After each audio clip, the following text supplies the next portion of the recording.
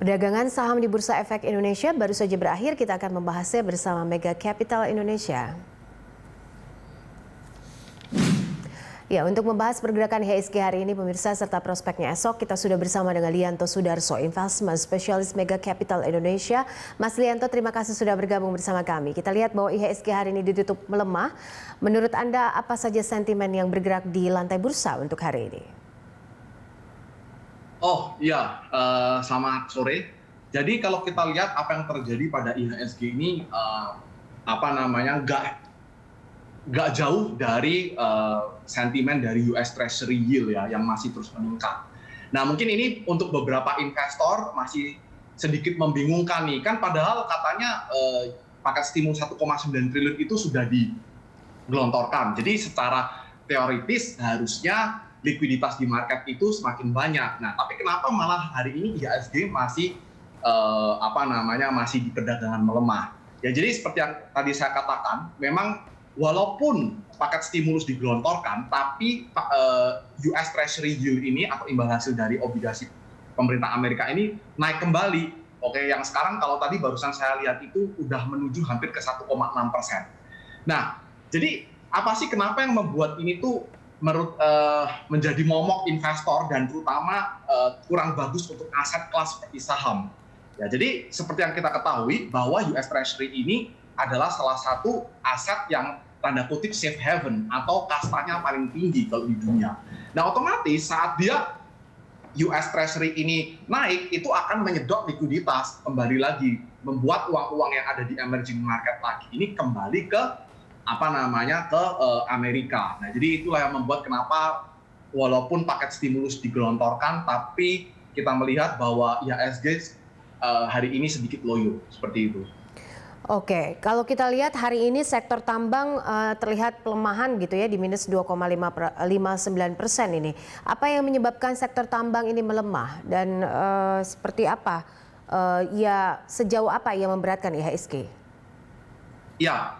Kalau kita bicara IHSG secara overall kan memang seperti itu ya. Kalau sektor tambang mungkin kalau kita lihat sendiri dari awal itu memang cukup menarik begini. Walaupun harga batu bara itu sudah dulunya sempat mencapai 80 USD metric per ton, tapi kita melihat bahwa sebenarnya saham-saham batu bara Indonesia ini belum begitu banyak bergerak. Ini karena kenapa? Karena di tahun ini tuh banyak sekali tema investor-investor asing ini yang menerapkan sekali namanya ESG investing.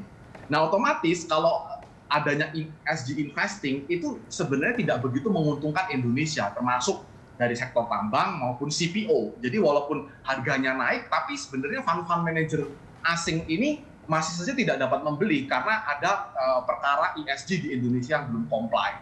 Gitu. Jadi kalau kita ngomong sektor tambang, lebih karena masalah temanya ESG dan tidak cocok untuk investor asing sih. Seperti itu, Mbak. Oke, saham tambang ini kalau dilihat begitu prospeknya dalam satu pekan ke depan ini, rekomendasinya apa, Mas Lianto? Saya rasa kalau untuk pekan ini ya, saham tambang terutama ya, saya rasa masih akan sideways begini-begini aja, oke? Karena kenapa? Karena tadi harganya udah naik cukup signifikan, tapi ternyata harga sahamnya nggak mengikuti, gitu. Ya, jadi mungkin menurut saya sih saham tambang sampai sekarang menurut saya boleh di hold dulu, kecuali nanti sampai saham-saham tambang di Indonesia ini udah mulai mendiversifikasi revenue-nya ke mungkin sektor-sektor yang lebih green teknologi ya, seperti tenaga pembangkit surya atau uap dan lain sebagainya. Nah, itu mungkin akan memberikan sentimen ESG yang lebih bagus untuk saham-saham tambang di dalam IHSG. Seperti itu. Baik, bicara soal kuartal 1 2021, bulan Maret sudah hampir selesai begitu ya. Kalau menurut Anda rekomendasi apa yang bisa dilakukan oleh investor saat ini terkait saham-saham big caps dan juga small caps? Ya, menurut saya mungkin kalau kita melihat ya di kuartal 1 2021 ini ya, sudah hampir terutama di bulan Maret, sebenarnya sepanjang ini yang menurut saya cukup menarik untuk diperhatikan itu mungkin adalah sektor retailers, ya. Karena seperti yang kita tahu bahwa sebentar lagi kita juga mau Lebaran, dan yang cukup menarik adalah data dari occupancy bed rate di Indonesia dan juga data dari Menteri Kesehatan menunjukkan bahwa COVID-19 di Indonesia ini sudah mulai menurun. Nah, jadi di sini saya sebenarnya ada harapan nanti sebelum menjelang Idul Fitri itu mungkin PPKM akan diperlonggar, bisa saja diperlonggar. Nah, kalau itu diperlonggar, otomatis ini akan memberikan satu dampak positif untuk sektor retailers, begitu. Dan satu lagi, kalau mungkin kita bicara bulan Maret ini, yang menarik menurut saya adalah sektor sektor telekomunikasi ya, terutama dari dulu kita udah sering dengar perbincangan antara Indosat dengan Hutchison. Nah, ini akan menjadi satu template atau menjadikan satu contoh. Kalau misalnya ISAT dan Hutchison ini mergernya bisa sukses, nah ini menandakan berarti konsolidasi di sektor telco ini akan berjalan ke depannya akan lebih bagus. Dan itu sangat menguntungkan sektor telco lain. Begitu. Oke, soal potensi peningkatan outflow ini, seperti apa pengaruhnya terhadap pemulihan ekonomi dari Amerika sendiri? Iya, saya rasa outflow yang terjadi pada bursa kita, baik pasar obligasi maupun pasar saham, saya rasa itu dirasakan semua ya oleh emerging market dan juga Indonesia karena naiknya US Treasury yield yang tadi saya katakan menyedot semua global likuiditas yang ada di pasar. Nah, tapi saya rasa untuk Indonesia sendiri mungkin bisa dikatakan ini sedikit berbeda karena secara valuasi kita itu tergolong cukup murah dibandingkan regional lainnya.